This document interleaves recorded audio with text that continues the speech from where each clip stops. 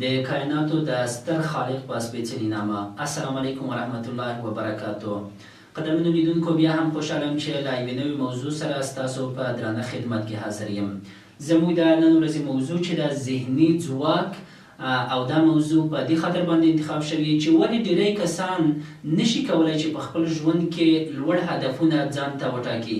دوی معمولا کوشش کوي چې په خپل ژوند کې کوچني هدفونه وټاکي. غواړم دغه موضوع په دې مثال سره تاسو ته شروع کړم چې تاسو په تصویر کې ګورئ چې یوه ګلدانۍ ده او ترڅنګ یو څو دانې د غنمو، وربشې، جوار، لوبیا او نورو شیانو دانې دي.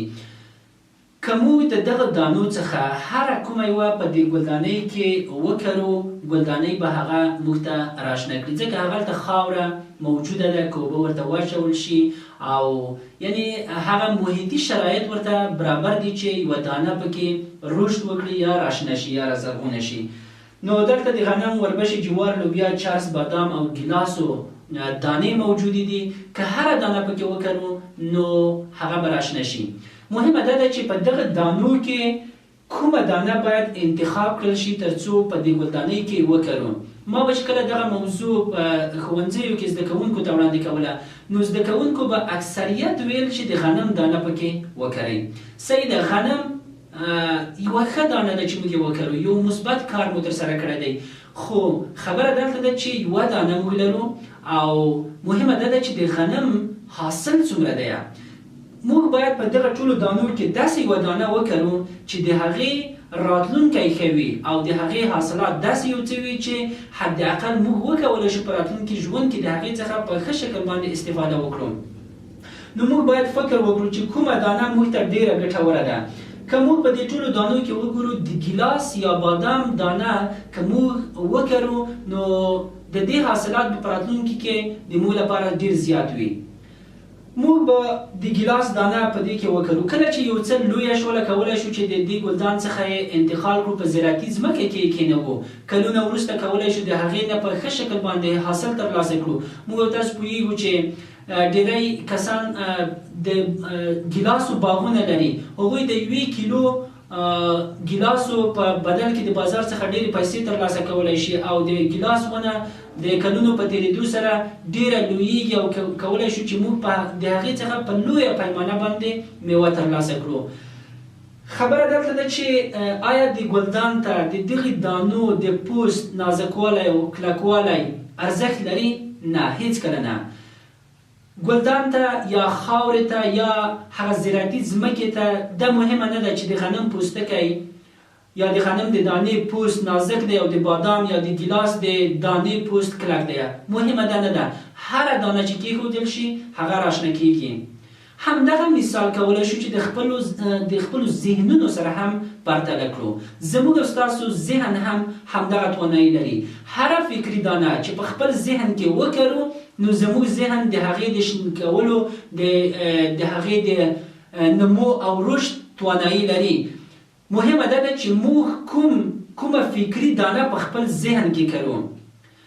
دلته چې ما د غنم مثال ورکړلو نو زده کوونکو ته به مې ویل چې یو زده کوونکی شاید د هدف ولري چې هغه یوازې او یوازې تر 12م صنف پورې خپل زده کړې پر مخ بوځي. خو یو بل به وایي چې زه غواړم چې له 14م صنف څخه فارغ شم. یو بل به وي چې وایي چې زه لیسانس شم او بل به ماسټري خلي او بل به دکتورا خلي. هماغه ذهنونه په یوه کچه باندې ټول خپل همصنفیان یا ټولګیوال دي، خو یو یې کوچنی هدف لري، یو یې ډېر لوړ هدف لري.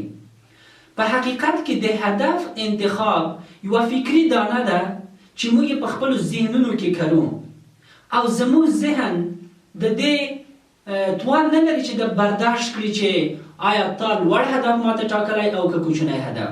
هغه په دې برخه کې فعالیت کوي، خپل انرژي په مصرف باندې رسوي او موږ او تاسو هدف ته رسولی شي. یعنی زموږ ذهن ته هم د هدف کوچنوالی او لویوالی ارزښت نه لري.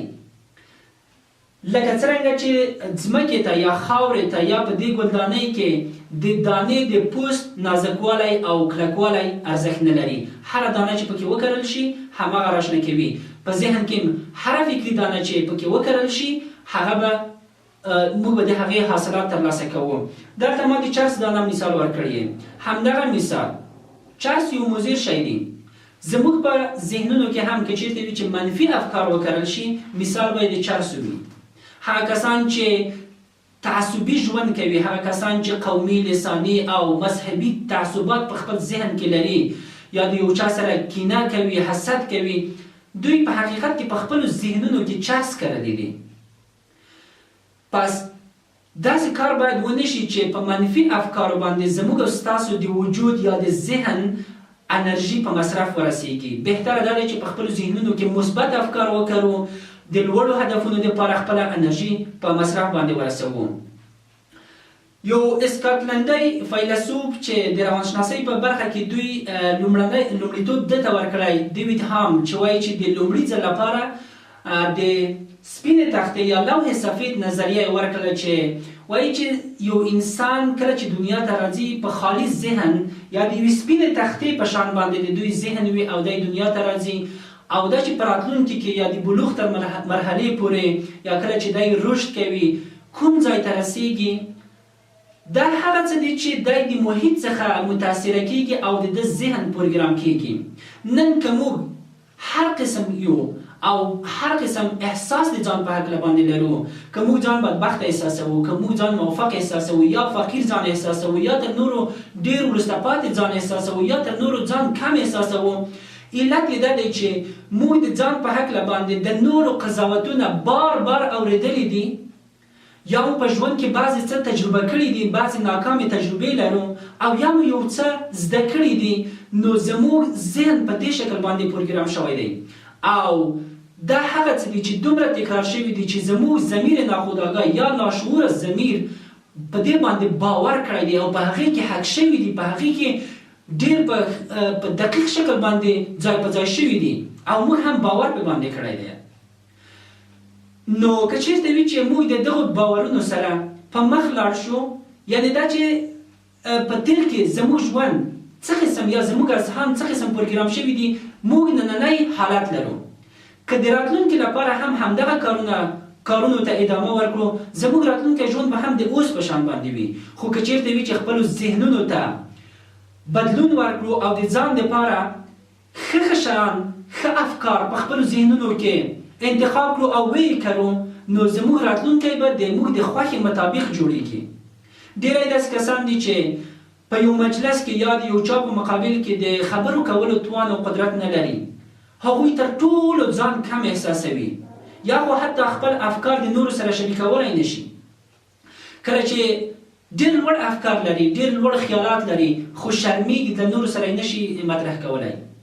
او که چېرته وي چې مطرح یې هم کړي، نو اکثریت دوستان یا خپل همزولي هغې ته وایي اوهو ته هغو ځای ته رسېدل، کرار دې په ځای باندې کښېنه، د خپل لمڅي سره دې پښې وځغوه.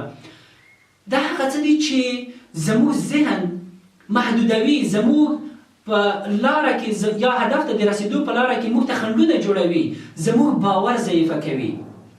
غوره دا ده چې په خپلو ذهنونو کې لوړ افکار وکړو، ځان تر نورو کم احساس نه کړو او د راتلونکي دپاره ډېر لوړ خیالونه او د هغو خیالاتو په هکله باندې ذهني تصویرونه جوړ کړو. ویلیام جیمز د هاروارډ پوهنتون د ارواپوهنې د څانګې استاد وایي چې که چېرته وي یو کس په خپل ذهن کې یو ذهني تصویر جوړ کړي، یا هغه کوم څه چې موږ خیال پلو د هغې په هکله باندې وایو، یو ذهني تصویر جوړ کړي او د دې ذهني تصویر په هکله باندې بار بار فکر وکړي او هغه ذهني تصویر د یوې اوږدې مودې لپاره په خپل ذهن کې ثبت کړي، هغه وساتي، نو هغه به هغه څه وي چې دی به یې په راتلونکي ژوند کې لمس کړلی شي او هغه څه به تجربه کړلی شي. نو هغه څه چې غواړئ چې په راتلونکي ژوند کې ولرئ یا کوم ځای ته ورسیږئ، د هغې څخه یو ذهني تصویر جوړ کړئ او په خپلو ذهنونو کې د لوړو هدفونو لپاره د مثبتو افکارو تخم وکرئ، تر څو وکولی شئ چې په راتلونکي کې خپلو لویو هدفونو ته ورسیږئ. په دې باندې باور ولرئ، لکه څرنګه مې چې دلته مثال ورکړلو چې ګلدان یا خاوره یا زراعتي ځمکه هره زراعتي دانه راشنه کولی شي، زموږ او ستاسو ذهنونه هم هره فکري دانه راته راشنه کولی شي او کولی شي چې زموږ سره مرسته وکړي ترڅو په خپل ژوند کې هغه خپلو هدفونو ته ورسیږو. په دې هیله چې دغه موضوع مو د پام وړ ګرځېدلې وي. تر بیا پورې مو په لوی او بخښونکي خدای سپارم. هر چېرته چې یاست ښاد او بریالي اوسئ. الله مو